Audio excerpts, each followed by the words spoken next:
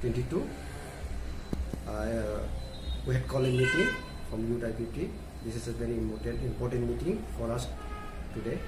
So in this meeting, we call all the organization leaders like ATISA, IWFT, and youths, and the honorable ML also present here. So after long discussion, we have taken we have adopted the important decision that our party after the ATISA election we have become a little bit weak. So to strengthen our party or to revive or to restore our party, so we will